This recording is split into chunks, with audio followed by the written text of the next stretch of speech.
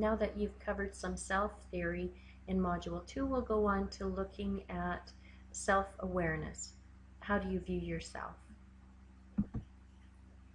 Let's start out by thinking about how you see yourself in terms of a symbol. So let's have that symbol be an animal. If you had to pick an animal to describe yourself, what animal would it be?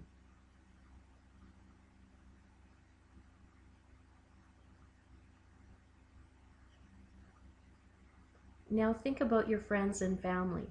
If they had to pick an animal to describe you, what do you think the most common choice would be? So friends and family, what kind of animal do you think they might commonly pick?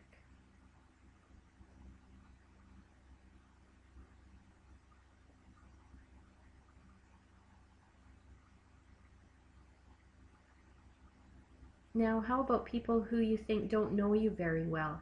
So you might just meet them occasionally in a social setting. Could be someone on the block, or might be a student in class that you haven't had a lot of interaction with. What animal do you think they might see you as? And lastly, how about the people that you work with? How would the people at work describe you in terms of being an animal? And later on we'll talk about how this relates to the content in this unit.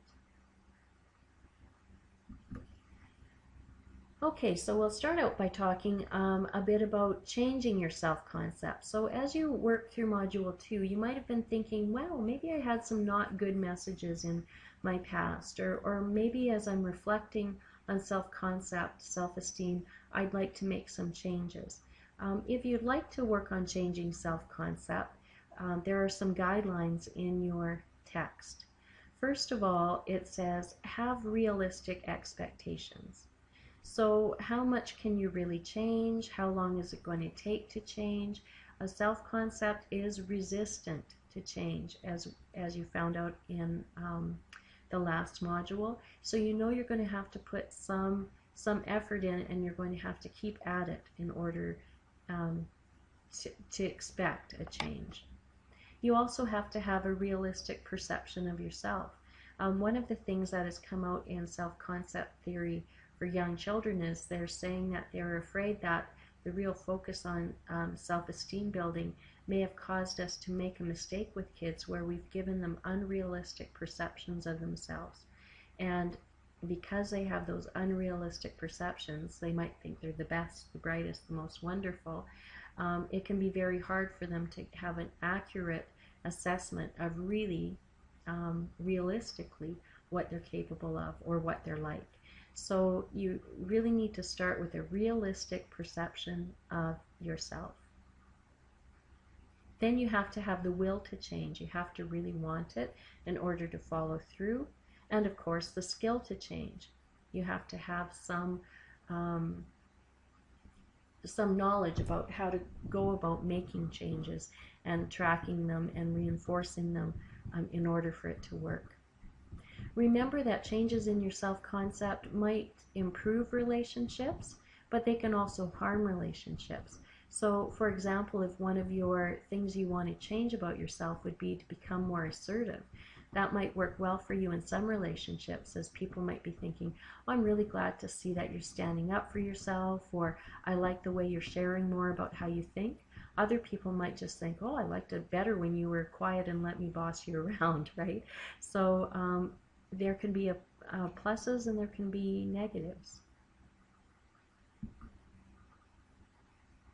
So one thing to think of in terms of communication is that we use something called identity management to communicate to others about who we think we are. And those divide into a couple of areas. One is our public self, so that is who we want the world to see, and our private self, that's who we feel ourselves to be, but we may not be sharing all of that. And of course, people really vary in terms of how close those two are. So your perceived self is the person who you think you are when you're being really honest and you really do a self-examination. And your perceived self has positive attributes. Here's the great things about me, but it also would be able to see some of the warts, right? Some of the blemishes in yourself. Then we also have a presenting self, and the presenting self is how we want to appear to others. So normally we want to put more of those positive things in, and usually we want to cover up the blemishes. We don't want really people to see those things. So your presenting self is often a shined up, polished up version of your perceived self. People might say, well, that seems really inauthentic. Like, shouldn't you show exactly who you are to the world? But the reality is there is a socially approved identity. The term they use in the text is face, for the different roles we have in our lives. So the person I am to my friends when they're over having a barbecue at my place and maybe staying for the weekend, what they see of me and how they know me is different than if I go to a meeting at the college and I'm meeting with colleagues. So different parts of ourselves are meant to be shown to different people. And that really is a measure of relationship, how close we are, a measure of the context. Is it personal? Is it business? And in some ways, it's about what people want to know about us. People that are in a meeting with me at the college don't really want to know what my hobbies are or the music I like to listen to or the other things I might have shared with my friends. They want to hear about me in relation to work. So face work is the term that's used that talks about the verbal, the things that we say, and the nonverbal, the things that we do that maintain our presenting image.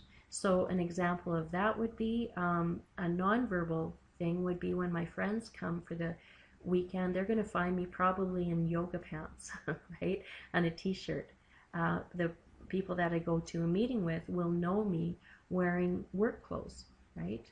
So maybe wearing a skirt and a jacket, that kind of thing. So that's a nonverbal way. And my language is much more formal in the meeting than it would be with my friends.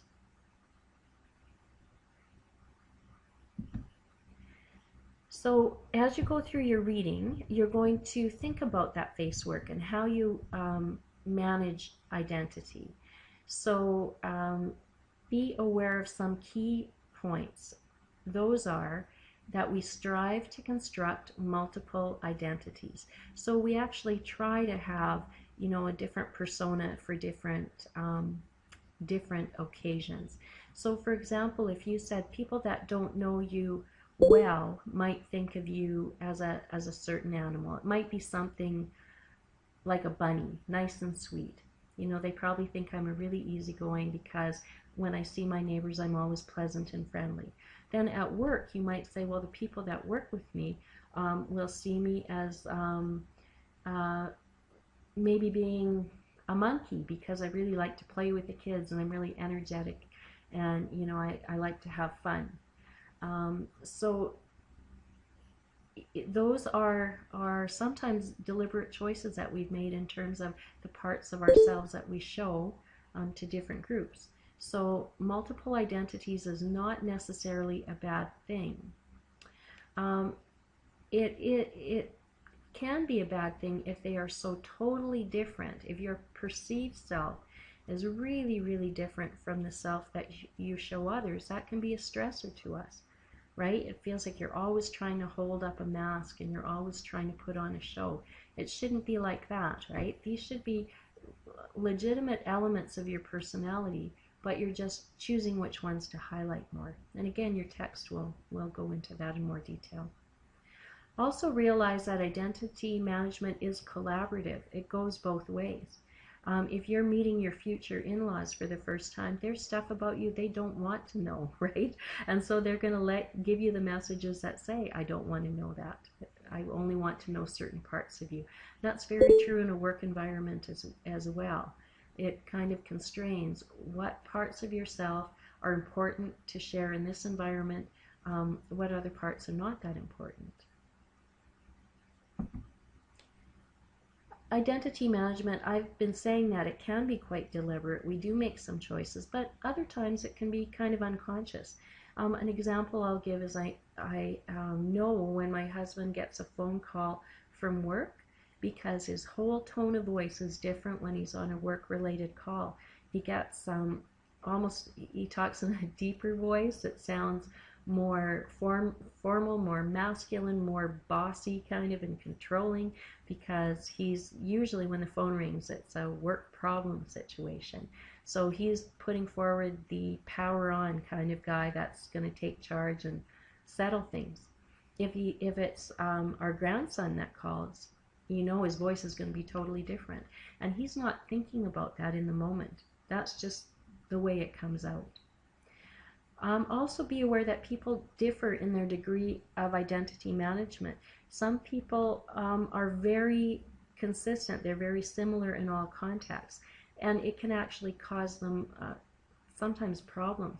So, for example, I've known people in work environments that have come in, and elements of their personal life or their way of being are, they share them so much that it kind of stops you from seeing them as a competent individual. So, for example, here is something we've heard in the past for practicum students, is that a student will go in, and if a colleague, if someone who works at the center they're going into, or a parent has seen them out in the bar a couple times, they'll start to think of that person as, oh, well, this person is kind of a little flighty, or is a bit of a partier, and that person might actually come into work and talk with their coworkers about, oh yeah, I was out late last night, I was having a really good time.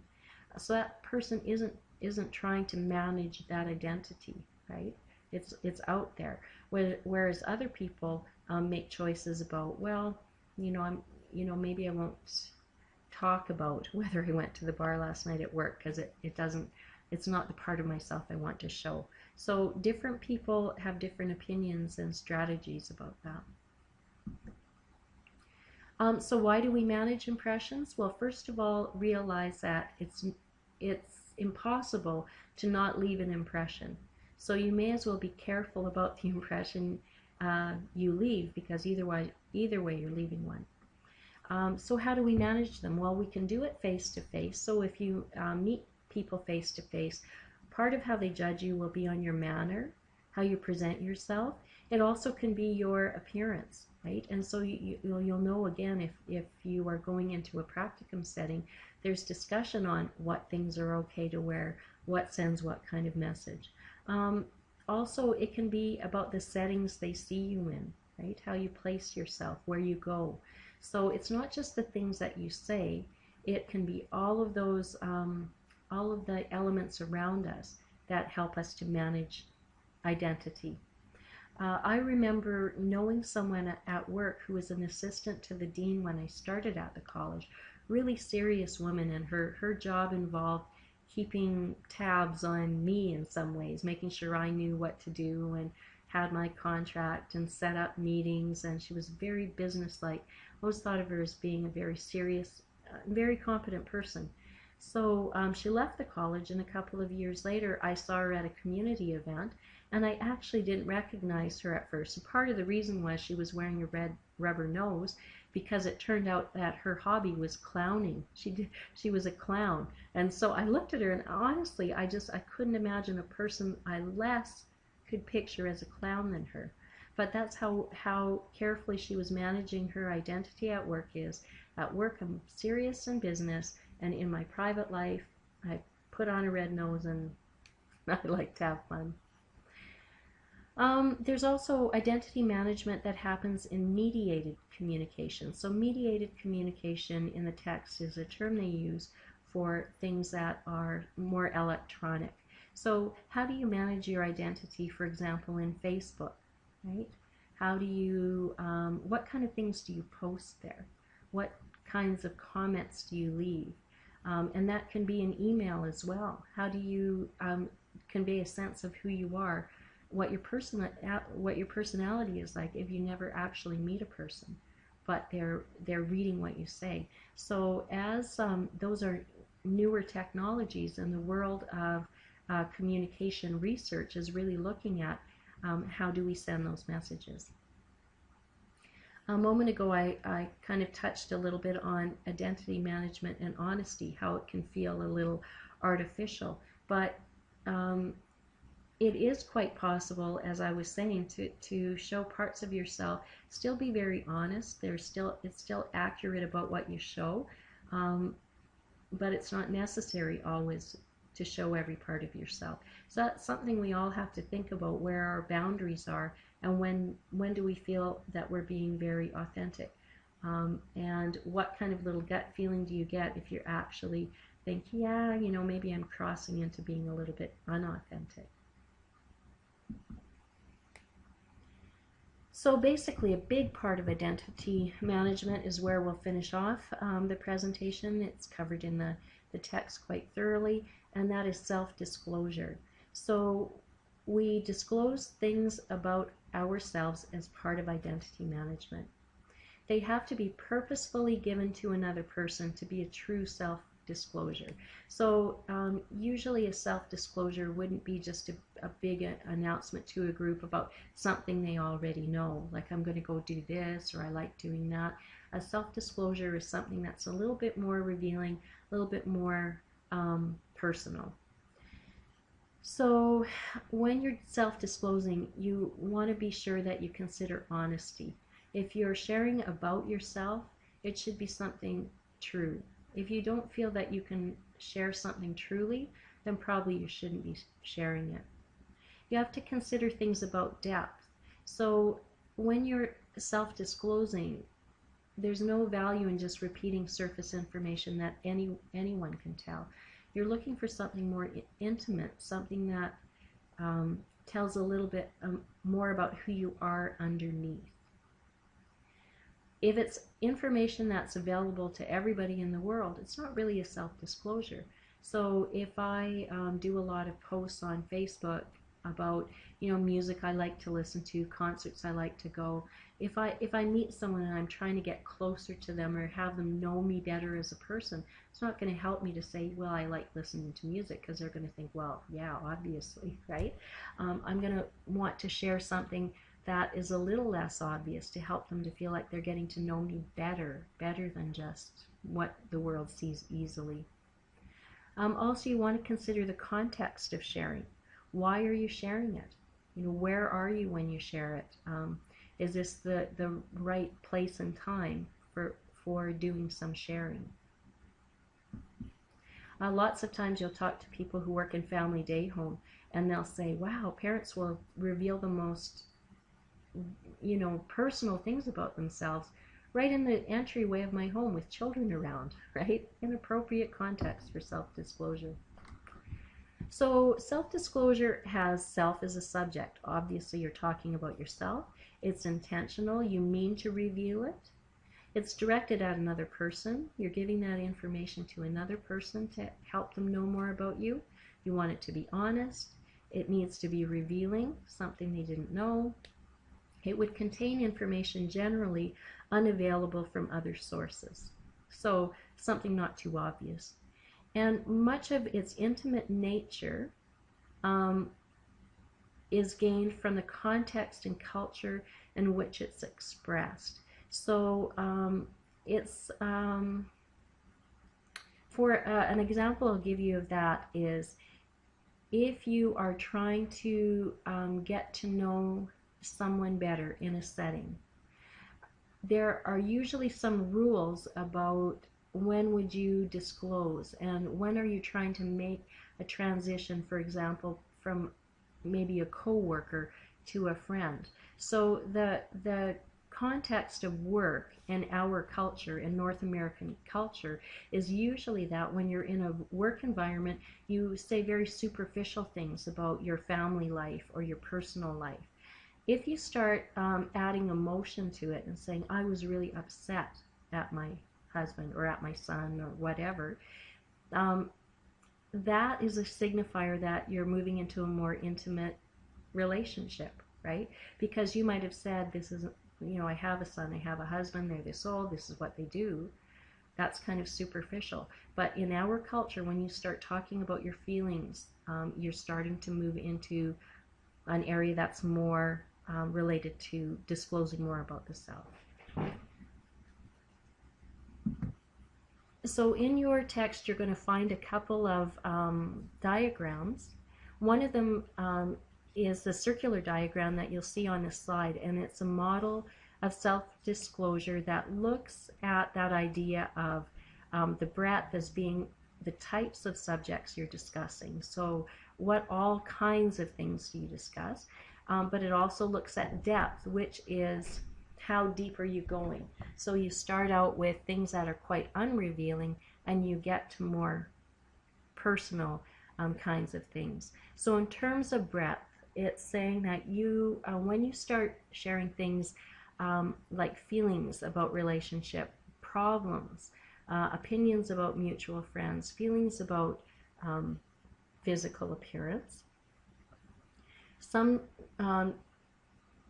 to some degree, the amount of topics you're sharing with people indicate how close you feel to them. So it's not just the breadth, though, it's also how deep you go. So when you're sharing family backgrounds, you might say, oh yeah, I've had some frustrating times with my sister, right?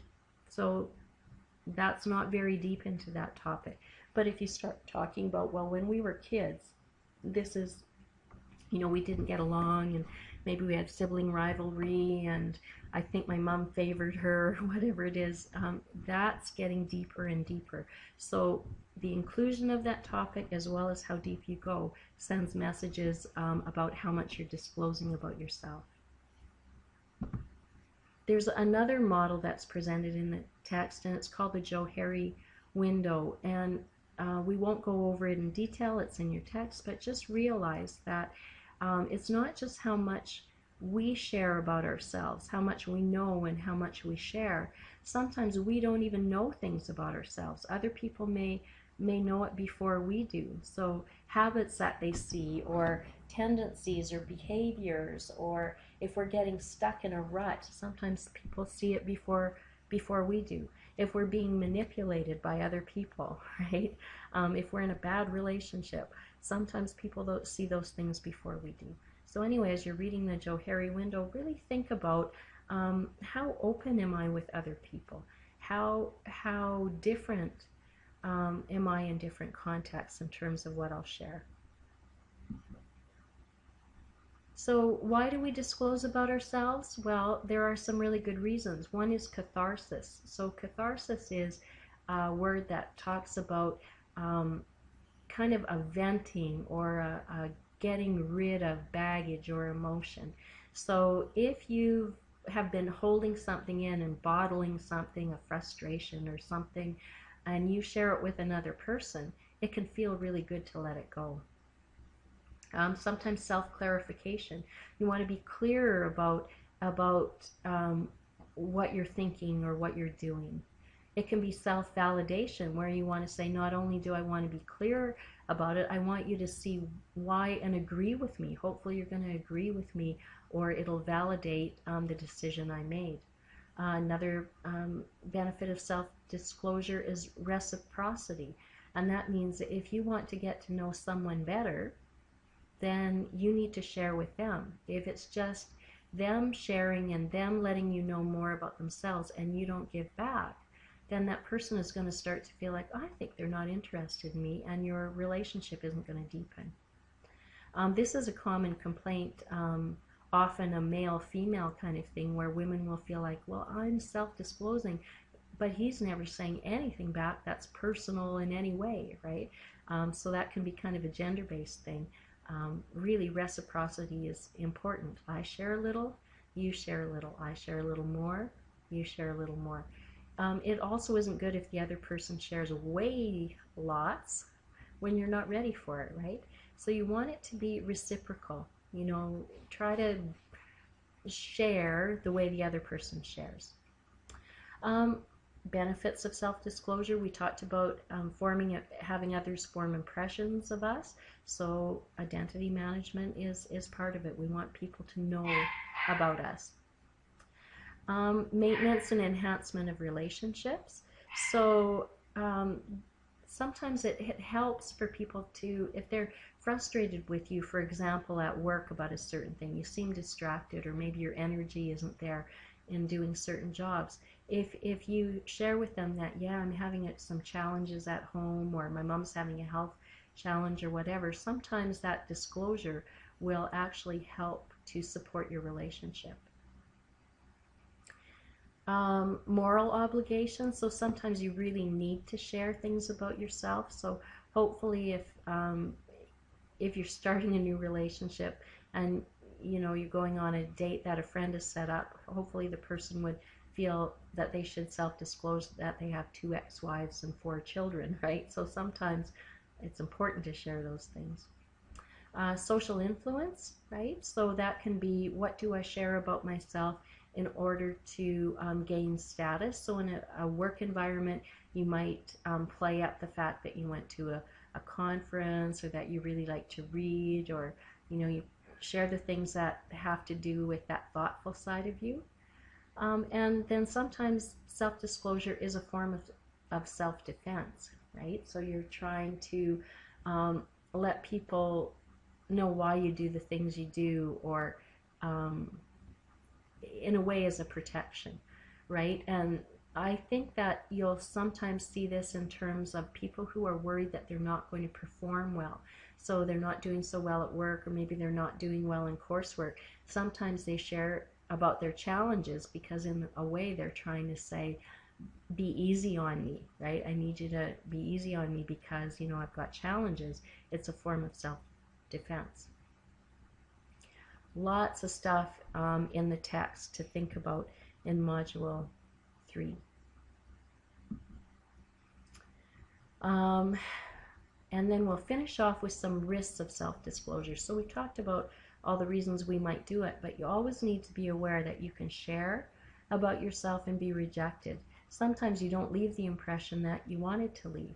And sometimes instead of ending up with a better relationship, you end up with a worse one. You might have a loss of influence or a loss of control. The more that people know you, sometimes the more, the closer they feel to you, the more they can take advantage, right? Sometimes your self-disclosures can hurt the other person, right? Sometimes they'd be better off not knowing the way you're thinking or the way you're feeling. And another risk is there might be increased awareness that you hadn't counted on. So I'm going to give you an example about how, if at work you've kind of said, well, I'm having some relationship problems, so you're hoping, they're going to be a little easier on you or not expect so much. What can happen is now everybody knows your business, and for the next while, anything that you do, they're going to look at it while wondering, I wonder if this has to do with her relationship problems. So once you've opened that door, it's not something that's really easy to close. So yeah, really an interesting topic to get into in this module. There are some alternatives to self-disclosure. Sometimes you just stay silent or you keep secrets. Sometimes you take the opportunity to let a little lie go. So it can be a big lie, a little lie. Sometimes they use the term in the text benevolent lie. So you're doing it thinking it's not going to hurt anyone, but it's better just not to share the information. And you might have heard the term a little white lie. Sometimes people are less than honest by using equivocal language. So what they're trying to do is find a pleasant way of something, right? So this little chart shows you that the true message might be that you don't like a painting, right? But what you'll say is, what an unusual painting. I've never seen anything like it, right? So you're not saying you like it. You found another thing to say. That's actually quite true, but it's not really getting to your message. If you were to send a stronger language, which would be more of a lie, you'd go, thanks, I'm going to hang it up right away. Or what a beautiful painting, I love it, which is a strong way of saying, of telling the lie, right? So you can be somewhat honest or somewhat dishonest, and you can be somewhat clear or somewhat vague about that. I guess that's what I would say about equivocation. And equivocation isn't always bad. Sometimes it is really designed to not hurt people's feelings, to kind of get off a topic quickly, to avoid awkward situations. We'll sometimes use equivocal language to keep the peace. It's not usually designed to hurt someone. Sometimes another alternative that we'll use is hinting. So we want to we don't share things about ourselves because we're trying to let the other person know that we don't want to disclose and we don't want to get closer. So an example you might try to send out messages if you're a family day home provider that say, please don't tell me any more about your private life, or please don't, I don't want to know about your feelings or problems because I'm trying to maintain a professional relationship. Normally you wouldn't come right out and say that, but you'd kind of hint around at it by changing the topic maybe, or switching to very professional topics right away, or mentioning the children a lot, that kind of thing. And of course there's ethics. When you think about, people think, well, if I'm not disclosing and I'm not being open, am I being ethical in what I choose to hide? So no right answers about that, but you really need to think about, when is it okay to be a little less than sincere? So starting to wrap up the presentation, before you self-disclose, think about whether the person's important, the risks are reasonable, are you disclosing appropriate things, is it relevant, is it reciprocated, are you getting the sense that they want this and will give it back, and are you going to be constructive in what you disclose?